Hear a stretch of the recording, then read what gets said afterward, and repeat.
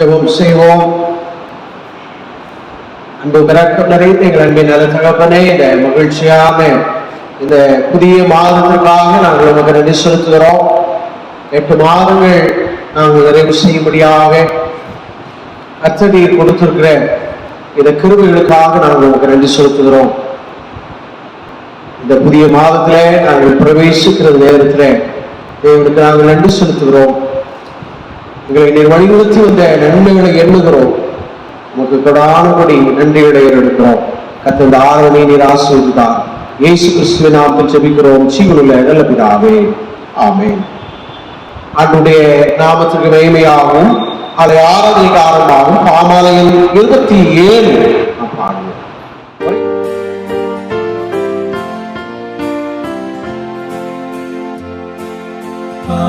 அதிகாலை இயேசு வந்து காதவண்டை தீனம் நின்று தாட்டி தாமக்கு திறந்து இடம் தார கேட்கிறார்.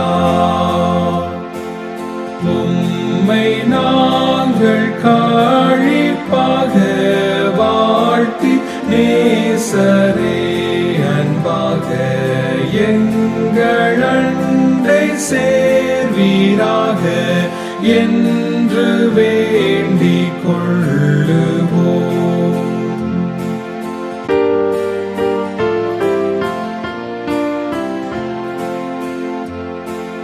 தீனம் எங்களை நடத்தி சத்துருக்களை துரத்தி எங்கள் மனதை எழுப்பி நல்ல மேய்ப்பராயிரும். தாழ்ச்சி நாங்கள் அடையாமல் நம்பிக்கையில் தாழராமல் நிற்க எங்களுக்கோயாமல் நல்ல மேய்ச்சலாருளும்.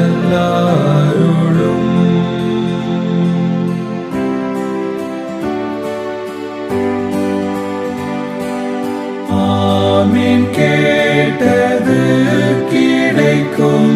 இயேசு என்றும் என்றென்றைக்கும் நம்மை காப்பார். அவர் கைக்கும் எல்லாம் ஒப்புவிக்கிறோம்.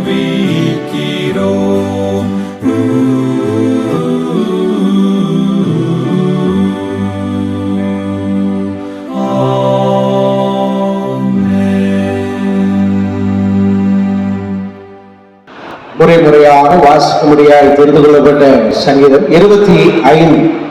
சங்கீதம் 25 8ஆம் வசனம் முதல் 22ஆம் வாக்கியம் வரை. கர்த்தர் நல்லவரும் உத்தமருமாயிருக்கிறார், ஆகையால் பாவிகளுக்கு வழியை தெரிவிக்கிறார்.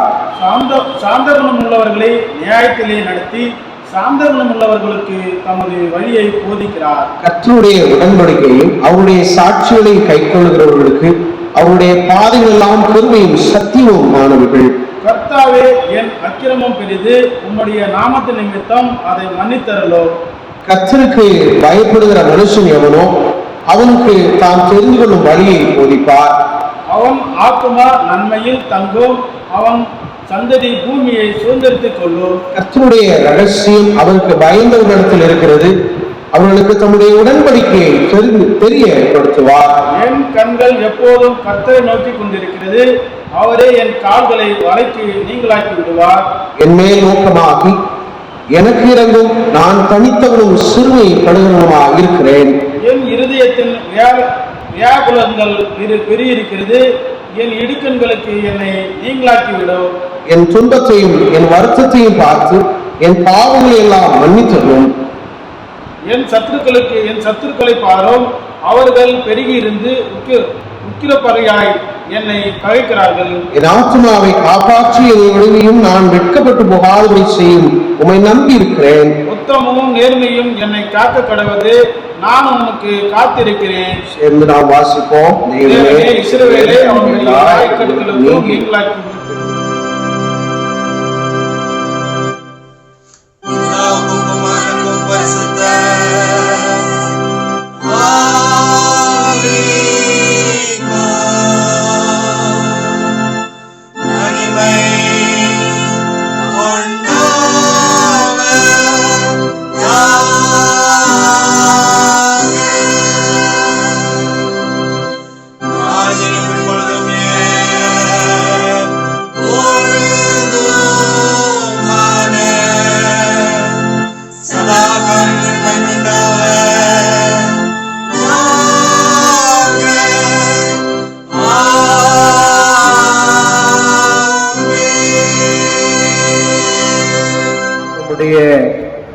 விசுவாசத்தை அறிக்கை செய்வோம்.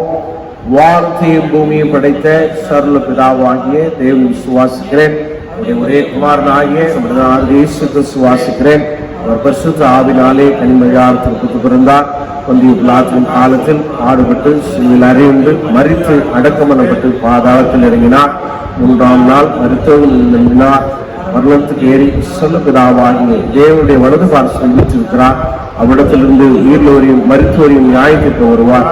பரிசுத்த ஆவியை விசுவாசிக்கிறேன். பொதுவாயிருக்கிற பரிசுத்த சபையும் பரிசுத்தவான்களுடைய ஐக்கியமும் பாவமன்னிப்பும் சரீர உயிர்த்தெழுதலும் நித்திய ஜீவனும் உண்டென்று விசுவாசிக்கிறேன். ஆமென். நாம் யாவரும் முழங்கால் படிட்டு கர்த்தர் கற்பித்த ஜெபத்தை சேர்ந்து சொல்லுவோம். பரமண்டலங்களில் இருக்கிற பிதாவே, சுத்த பரமண்டலத்தை சொல்வது போல பூமியிலே விஷயம் வருவதாக. எங்கள் அப்பத்தை எடுத்தார் எங்களுக்கு விரோதமாய் குற்றம் செய்ய நாங்கள் மன்னிக்கிறது போல எங்கள் குற்றங்களை எங்களுக்கு மன்னியும். பிரவேசிக்க நாம தீவிர நிச்சயித்துக் கொள்ளும். ராஜ்யம் வல்லமை மகிமை என்னென்னைக்கும் செய்வோம். அன்பு மிரக்கம் நிறைந்த எங்கள் அன்பின் நல்ல தகப்பனே, இந்த பரிசுத்தமான இந்த மாதத்தில் முதல் நாளுக்காக நன்றி செலுத்துகிறோம். மாத பிறப்பை ஆசிரியர்கள் என்று சொன்ன ஆண்டவர் தகப்பனே, உமக்கு நாங்கள் நன்றி செலுத்துகிறோம். இந்த ஒரு புதிய ஒரு மாதத்தை எங்களுக்கு நீர் தந்திருக்கிறீர். 9ஆம் மாதத்துல நாங்கள் பிரவேசிக்கிறோம். இந்த வருடத்தின் ஒரு முக்கால்வாசி ஆண்டை நாங்கள் நிறைவு செய்ய ஆண்டவர் கிருபை தந்திருக்கிறீர். காலங்கள் குடிவைகளாய் இருக்கிறதை ஆண்டவர் நீர் அறிந்திருக்கிறீர் சுவாமி. மக்கள் வாழ்கிறதற்கு படுகிற பாடுகள் தகப்பனை ஒவ்வொரு நாட்களும் கடந்து செல்லுகிற சூழ்நிலைகள் எல்லாவற்றையும் நீர் அறிந்திருக்கிறீர். ஆண்டவரே, உன்னதமானவருடைய கிருபையை நாங்கள் எதிர்நோக்கி இருக்கிறோம். இந்த புதிய மாதத்துல நாங்கள் பிரவேசிக்கிற இந்த நேரத்துல ஆண்டவரே, நீர் செய்த அநேக நன்மைகளை எண்ணுகிற இந்த நேரத்துல உடைய கிருபையை எதிர்நோக்கி புதிய மாதத்துல நாங்கள் பிரவேசிக்கிறோம். கர்த்தருடைய புதிய மாதத்தை எங்களுக்கு மகிழ்ச்சியானதாக, நன்மையானதாக, ஆசீர்வாதமானதாக நீர் மாற்றி வரும்படியாக நோக்கி நாங்கள் மன்றாடுகிறோம். தகப்பனே, நீர் மனம் இறங்குவீராக. தேசத்துல கொடிய காலங்கள் மாறட்டும். மக்கள் சமாதானத்தோடும் சந்தோஷத்தோடும் தன்னுடைய பணிகளை செய்யும்படியாக தைரியத்தோடு வெளியில் சென்று ஆண்டவரே அவர்கள் வீடுகள் திரும்பும்படியான கிருபைகளை கர்த்தரே கொடுக்க நோக்கி செபிக்கிறோம். எங்களை ஒப்பு கொடுக்கிறோம் சுவாமி. எங்களை காத்துக்கொள்ளுங்க. மிதமானவருடைய கிருபை இந்த புதிய மாதத்திலே கையிருக்கட்டும். இந்த மாதத்தின் 1ஆம் தேதியிலிருந்து இந்த மாதம் நிறைவடை வரை கர்த்தருடைய கிருபை எங்களை தாங்கட்டும். புதிய மாதங்களிலே நாங்கள் வருகிற பொழுது கர்த்தர்களுக்கு நன்மை செய்தார், எங்கள் ஆண்டவருக்கு நன்றி என்று நாங்கள் சொல்லும்படியாக கர்த்தர் எங்களுக்கு புதிய மாதங்களை நீர் ஆசீர்வதித்து தரும்படியாக நோக்கி நாங்கள் மன்றாடி நாங்கள் செபிக்கிறோம்.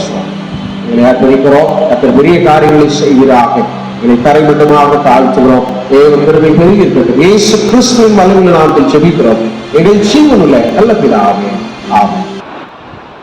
திருமறை பகுதி வாசிக்கும்படியாய் பிரிக்கப்பட்ட திருமறை பகுதி உபாகமத்தின் புஸ்தகம் 33ஆம் அதிகாரம் 24ஆம் வசனம் முதல் தன் சகோதரருக்கு பிரியமாயிருந்து தன் காலை எண்ணெயினாலே வைப்பான், இரும்பும் வெண்கலமும் உன் பாதரட்சியின் கீழ் இருக்கும், உன் நாட்களுக்கு தக்கதாய் உன் பலனும் இருக்கும் என்றார். யெஷூரனுடைய தேவனை போல் ஒருவனும் இல்லை, அவர் உனக்கு சகாயமாய் வானங்களின் மேலும் தமது மாட்சிமையோடு ஆகாய மண்டலங்களின் மேலும் ஏறி வருகிறார். அநாதி தேவனே உனக்கு அடைக்கலம், அவருடைய நித்திய புயங்கள் உனக்கு ஆதாரம். அவர் உனக்கு முன்னின்று சத்துருக்களை துரத்தி அவர்களை அழித்து போடு என்று கட்டளையிடுவார். இஸ்ரவேல் சிலவாய் தனித்து வாசம் பண்ணுவான். யாக்கோபின் ஊற்றானது தானியமும் திராட்சரசமும் உள்ள தேசத்திலே இருக்கும். அவருடைய வானமும் பணியை பெய்யும். இஸ்ரவேலே நீ பாக்கியவான், கர்த்தரால் ரட்சிக்கப்பட்ட ஜனமே உனக்கு ஒப்பானவென்றார். உனக்கு சகாயம் செய்யும் கேடகமும் உனக்கு மகிமை விருந்திய பட்டயமும் அவரே.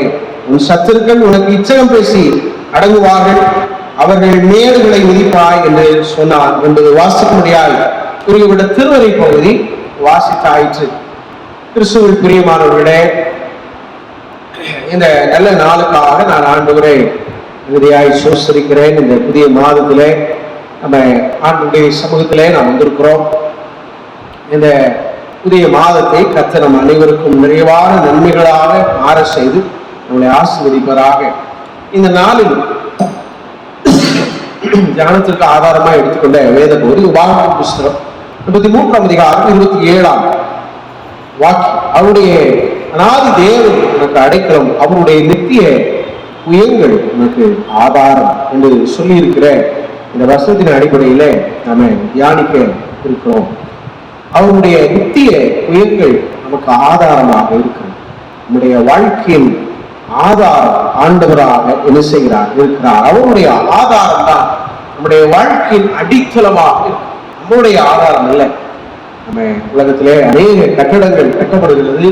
இந்த கட்டடங்களுக்கு ஆதாரமாக அதனுடைய அடித்தளம் அமைகிறது.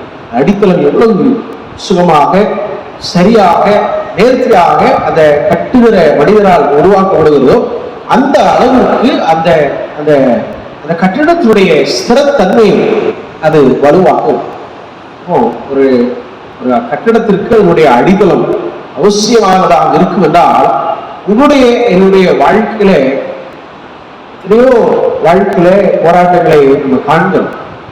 ஆனால் நம்முடைய வாழ்க்கை அது மூழ்கி போகாதபடிக்கு கர்த்தர் நம்மளை பாதுகாக்கிறார் இல்லையா?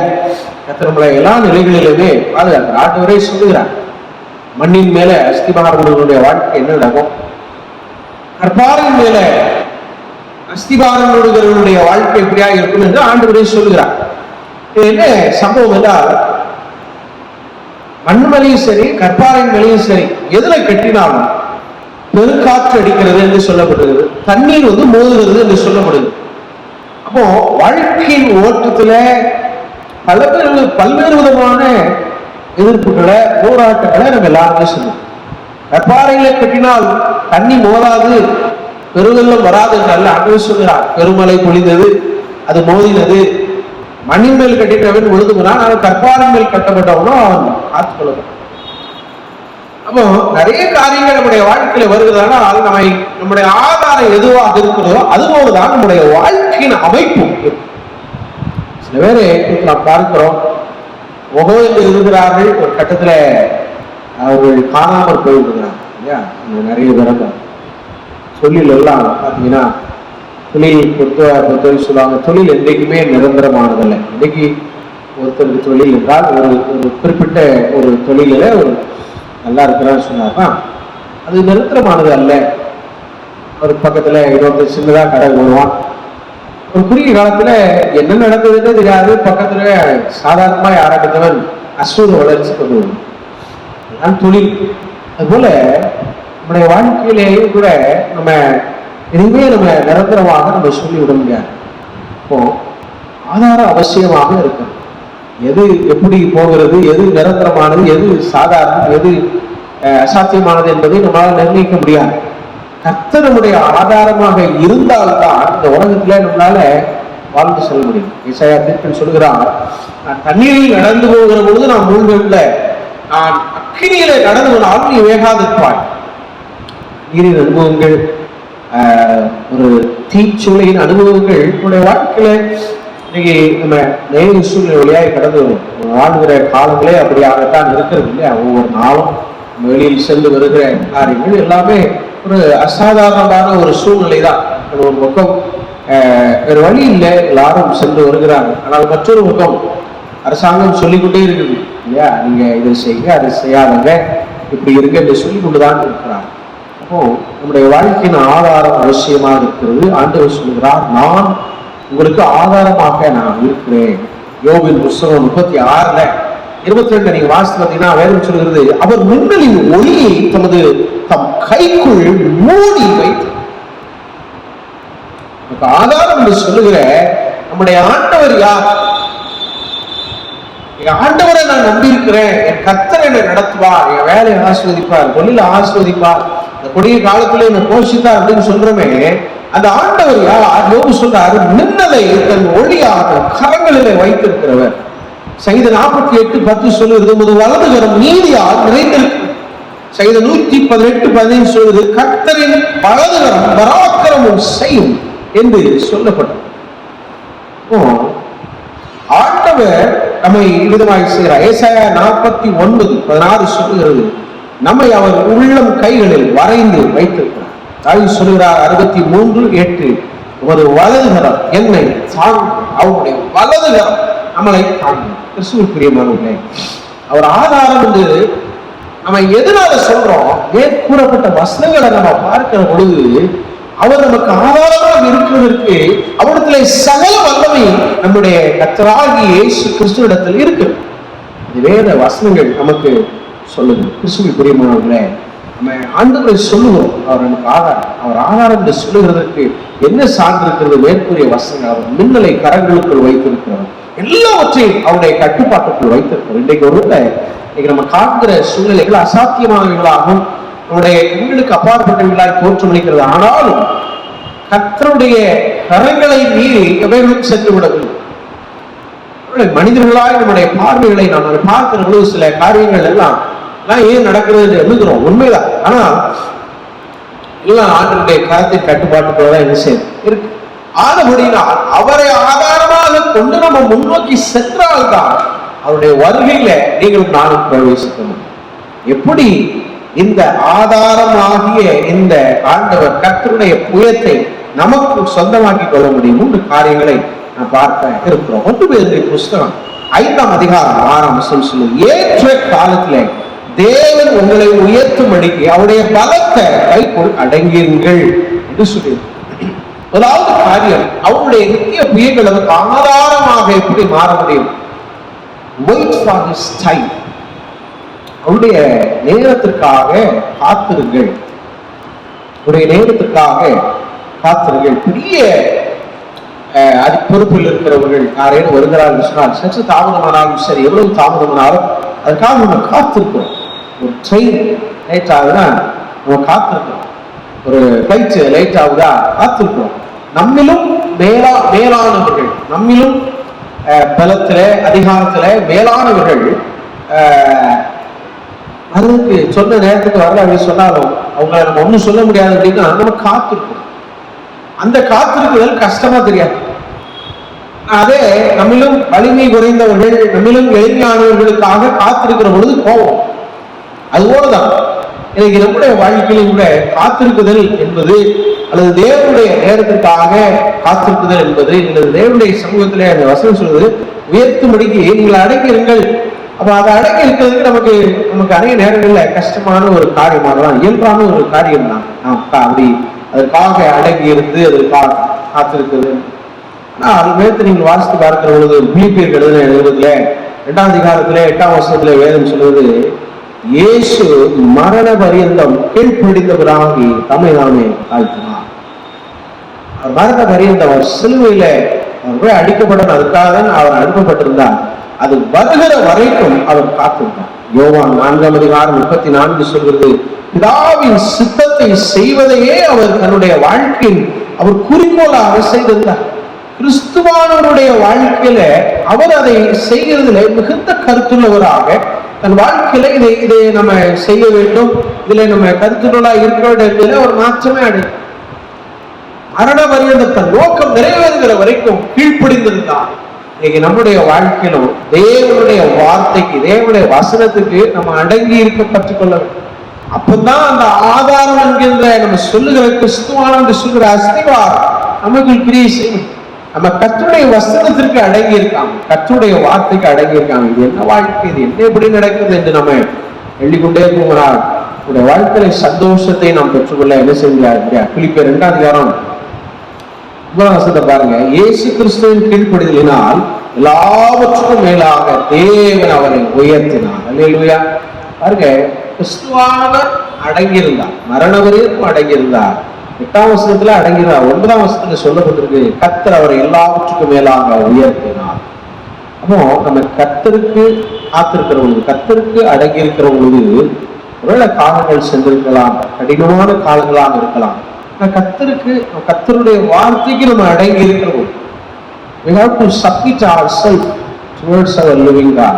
Then He will elevate us to the heights of our life. உடைய வாழ்வின் உயரங்களுக்கு கர்த்தர் நம்மை அழைத்து சொல்றாங்க. யோசேப்பு அவனை அடங்கி சிறைச்சாலையில போடுறாங்க, கஷ்டம் தானே. அவன் ஒன்றும் ஒரு எளிமையான ஒரு மனிதனுடைய பிள்ளை கிடையாது. யாக்கோபு செல்வ சீமானை வாழ்ந்த ஒரு மனிதன் தான், ஒரு ஏழைக்கு பிறந்த பையன் கிடையாது, வசதியா வாழ்ந்த ஒரு பையன். ஆனால் அவனுடைய சகோதரர்களால அவன் விற்கப்படுகிறான், பின்பு சிறைச்சாலையில தள்ளப்படுகிறான். இந்த பகுதி வாசித்து பார்த்தீங்கன்னா யோசேப்போடு கர்த்தர் இருந்தார் அப்படின்னு சொல்லப்படுது. அப்போ யோசேப்பு தன்னோட கர்த்தர் இருக்கிறாருங்கிறத யோசேப்பு அறிந்திருந்தார். சிறைச்சாலையில் இருக்கிற பொழுதும் கர்த்தர் தன்னோடு இருக்கிறதை உணர்ந்தார்.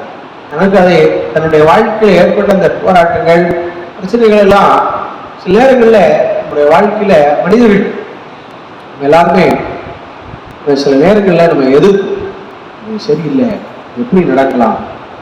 அது வேதத்தின் நிலையில பார்க்கிறவங்க சில நேரங்கள்ல யோசிப்பெல்லாம் பார்க்கிறவங்க அவன் அமைதியாக தான் இருக்கிறான், அவனே சொல்லல, வாட்டுக்கு இருக்கிறான். கர்த்தர் சொன்ன வாக்குறுதிகள் நிறைவேறும். அவன் அடங்கி இருந்தான். கர்த்தர் அவனை ஒரு நாள் பெயர் சொல்லி அழைத்து அவனை என்ன செய்தார்? உயர்த்தி. தானியலை பாருங்க, அவன் அடங்கி இருக்கிறான், ஒன்றும் செய்ய ஒரு எளிமையான ஒரு மனிதனாக அங்க இருக்கிறார்.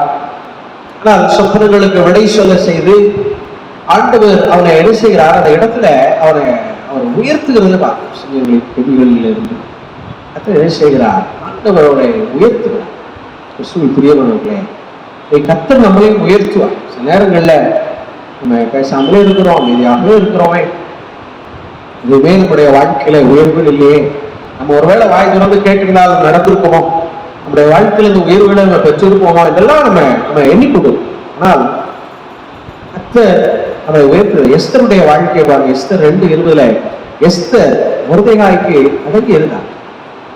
மொர்தெகாய் என்ன சொன்னார்? கடைசி வரைக்கும் திருமணமான பிறகும் கூட மொர்தெகாய் சொன்ன வார்த்தைக்கு செவி கொடுத்து, மொர்தெகாய்க்குடைய தன்னை வளர்த்த அந்த மனிதனுக்கு செவி சாய்த்து நடந்தார். கர்த்தர் எஸ்தர் மூலமாக யூத ஜனங்களுக்கு ஒரு பெரிய ஒரு விடுதலை என்ன செய்தார்? இன்னைக்கு நம்முடைய வாழ்க்கையில் கூட நாமும் பொறுமையுடன் கீழ்ப்படுதலுடன் கர்த்தருக்கு அடங்கியிருக்கும். மனைவிகள் புருஷருக்கு அடங்கியிருக்கும், பிள்ளைகள் தன்னுடைய பெற்றோருக்கு அடங்கியிருக்கும். புருஷர்கள் தன்னுடைய மனைவிகளை அன்பு கூற வேண்டும். அப்பொழுது நம்முடைய பணிகள், நம்முடைய வாழ்க்கைகள் ஆசீர்வதிக்கும். அடங்கி இருக்க கற்றுக்கொள்ள வேண்டும். எதுக்கு அடங்கி இருக்கணும்? ஏற்ற காலத்துல அவர் உயர்த்துகிறதற்காக நாம் அடங்கி இருக்கணும். அதுதான் கிறிஸ்துவானவரை நம்முடைய வாழ்க்கையில ஆதாரமாய் கொள்ளும். 2வது, அடங்கி இருக்கிறது மாற்றமில்லை, பற்றி கொள்ளுகிறவர்களாகவும் நம்ம இருக்கும். கிறிஸ்துவை பற்றி கொள்ளுகிற ஒரு அனுபவம் உள்ளவர்களாக இருக்கும். ஆதாரமாகிய ஆண்டவர் கிறிஸ்து என்று சொல்லிவிட்டு அவர் சொல்றார் இல்லையா, கண்ணு ஒரு சரீரத்துல இன்னொரு உறுப்பை பார்த்து நான் இந்த அவயத்துல நான் பொறுப்பு கிடையாது அப்படின்னு சொல்ல முடியாது. கை தன்னுடைய கால்களை பார்த்து நான் இந்த சரீரத்துல நான் பங்கு இல்லை என்று சொல்ல முடியாது. கண்ணு கை கால் எல்லாம் இணைந்து வருகிற பொழுதுதான் அந்த முழு சரீரமே செயல்படுது. அதுபோல அவன் ஆண்டவருடைய பிள்ளைகள் என்று சொல்லிக் கொண்டு விட்டு கர்த்தரை ஆதாரம் என்று சொல்லிக் கொண்டு விட்டு அவரை கொஞ்சம் கூட சார்ந்து வாழலாம், அவரை பற்றியே கொள்ளலாம். ஏதோ ஒரு வாழ்க்கையை வாழ்ந்து கொள்வோம்னால் நம்முடைய வாழ்க்கையில வெற்றி பெறும். கடலில ஒரு பெரிய மீன் இருந்ததாம். மீனுடைய நண்பனாக நத்தை ஒன்று இருந்தார். அப்பொழுது நத்தை பெரிய நத்தை பொதுவாக பார்த்திருக்கிறது, எதையாவது பிடித்து கொண்டு வாழ்க்கை. அப்பொழுது மீன் சொன்னதான், உனக்கு என்ன அறிவு இருக்கு, நீ இந்த பாறை பிடித்திருக்கிறியே, பெரிய ஒரு புயலோ மழையோ வந்துச்சுன்னா அலை அதிகமாக வரும் பொழுது இந்த பாறையில இருந்து தண்ணி உன்னை அடித்து கொண்டு போய் விடுமே, நீ என்ன நீ இப்படி இருக்கிறாய் அப்படின்னு சொல்லி. இப்போ சொன்ன மாதிரியே அந்த மீன் சொன்ன மாதிரியே பெரிய மழை வந்தது, பெரிய நீர் அடித்தது, தண்ணி அதிகமாக. ஆனால் நத்தை என்ன செய்தது, நேரம் ஆக ஆக தண்ணியுடைய ஸ்பீட் ஆகும்போது தன்னை தாழ்வதை இறுக்கமாக அந்த பாறையை நன்றாய் பற்றி கொண்டு பெரியது வந்தது. சொல்லிக் கொண்டிருந்த மீன், பேசிக் கொண்டிருந்த மீன் ஒரு சில நிமிடங்கள்ல அந்த இடத்துல நிற்க முடியல. அடித்த அடியில மீன் தண்ணி ஒரு உமக்கு காத்துச்சு. ஆனால் இந்த நத்தையோ அதை இறுக்கமாக அதை என்ன செய்தது, பற்றி கொண்டு. பிரியமானவர்களே, இன்னைக்கு நம்முடைய வாழ்க்கையும் அப்படிதான். நம்ம கத்தருக்குரியவர்கள் என்று சொல்லிக்கொண்டு அது பறவை பார்த்துக் கொள்ளலாம், ரோமனுகிறத பறவை பார்த்துக் கொள்ளலாம், கத்தருக்குரியவர்களை பறவை பார்த்துக் கொள்ளலாம், பக்தியாய் வாழ்கிறத பறவை பார்த்துக் கொள்ளலாம், பறவை செய்து கொள்ளலாம் என்று சொல்லி நம்ம எந்த பாறையோடு கண்மலையாகிய கிறிஸ்துவை பற்றி கொள்ளாமல் நம்ம கண்மலை விட்டு விலகி இருப்போம். கட்டடத்தை நான் உதாரணமாக சொன்னேன். அந்த அஸ்திபாரத்திற்கு மேல கட்டப்படுகிறதுனாலதான் அந்த கட்டடத்தினுடைய அழகு மதிப்பு. என்றால் ஒரு காற்று அடித்தால் அந்த கட்டடம் என்ன செஞ்சு இத நச்சை அப்படி அல்ல.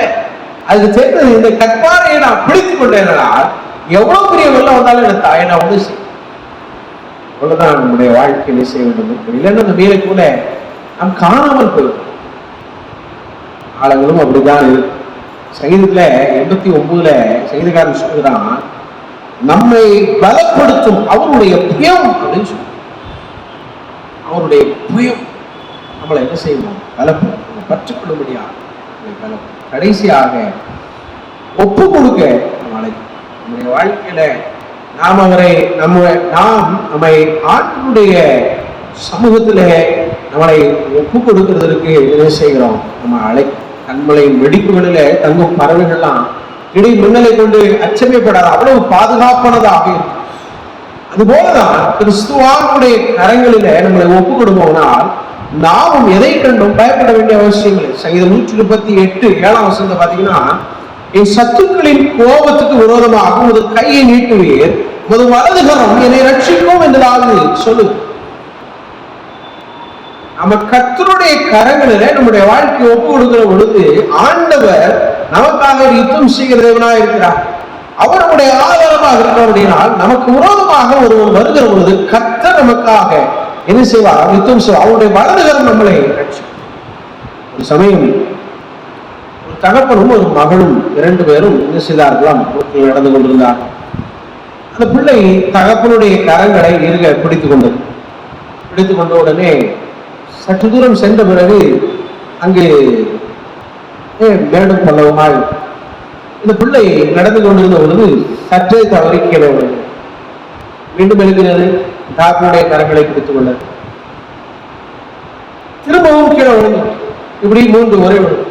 அப்போ தன்னுடைய தாக்கத்துல என்ன இது, நான் எவ்வளவு நான் பிடிச்சிருக்கிறேன், ஆனாலும் நான் விழுந்துறேன், ஏன்னா அந்த ரோடு ரொம்ப மோசமா இருக்கிறது, அதான் நான் விழுந்து போகிறேன். அப்போ தாப்பன் சொன்னாராம், இல்லை மகளே, நீ என்னை பிடிச்சிருக்கிற, அதனாலதான் உனக்கு பேலன்ஸ் பண்ண முடியல, உன் கையை ஏன்றதா நான் உன்னை பிடித்துக் கொள்ளுகிறேன் என்று தகப்பன் தன் கரங்களை, இந்த மகளின் கரங்களை இறுக பற்றி கொண்டார்.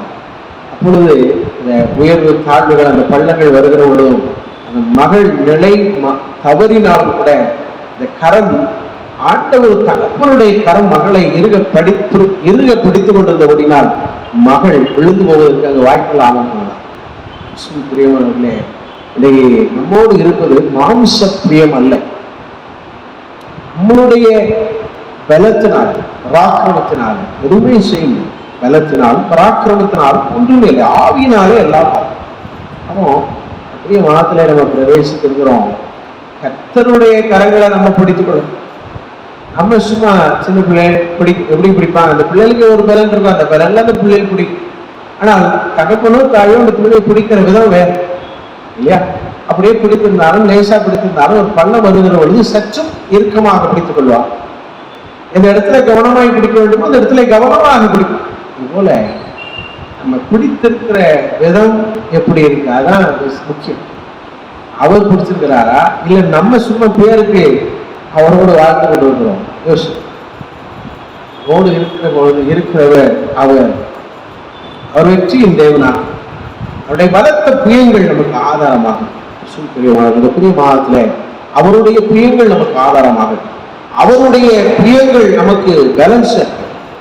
புதிய மாதத்துல தேவ சமூகத்திலே அடங்கியிருப்போம், அவரை பற்றி கொள்வோம், அவருக்கு ஒப்பு கொடுப்போம். கர்த்தர் நம்மளை ஆசீர்வதிப்பாராக. ஆமென். மீண்டும் ஆண்டவருடைய நாமத்துக்கு மகிமையாகவும் நம்மையும் நம்முடைய காணிக்கைகளை படைக்கும்படியாக கிறிஸ்தவ கீர்த்தனை 155 முதல் 3 கவிகள் நாம் பாடுவோம்.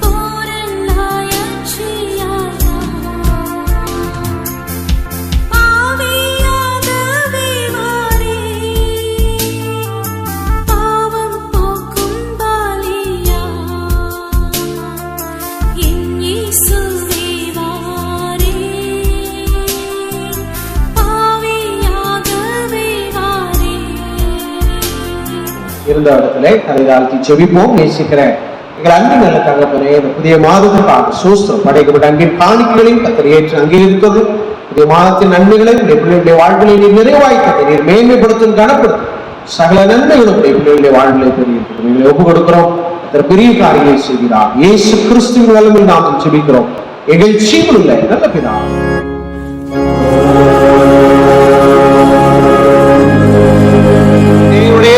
கிருபைக்கும் பராமரிப்புக்கு பாதுகாவலுக்கும் ஒப்புவிக்கிறோம். கர்த்தர்களை ஆசீர்வதித்து காத்து ஆதரிக்கிறவர். கர்த்தர் தம்முடைய திருமுகத்தின் மேல் பிரகாசிமிகம் உங்கள் மேல் கிருபையாயிருக்கிறவர். கர்த்தர் தம்முடைய திருமுகத்தின் மேல் பிரசன்னமாக உங்களுக்கு சமாதானம் கட்டளையிடுகிறவர். பிதா குமாரன் பரிசுத்த ஆவியாகிய திரியருடைய ஆசீர்வாதம் உங்கள் அனைவரோடும் இன்றும் என்றும் சதா காலங்களிலும் நிலைத்திருக்க கடவுள்.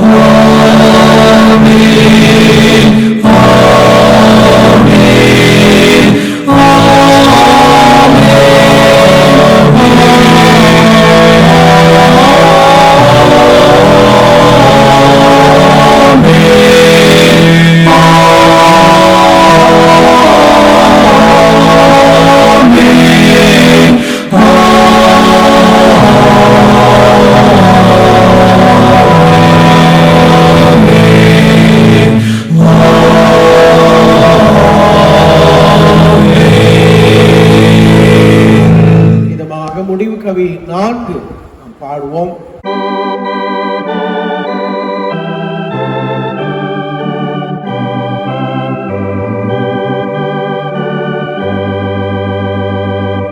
தெய்வ ஆசீர்வாதத்தோடே வழியாரை அனுப்பும் வார்த்தை என்னும் அப்பத்தாலே போஷித்து வளர்ப்பியும் இப்போதும்மை தேடி வந்து மனதார போற்றினோ மோட்சலோகத்தில் கழித்து உம்மை வாழ்த்தி தொழுவோம்.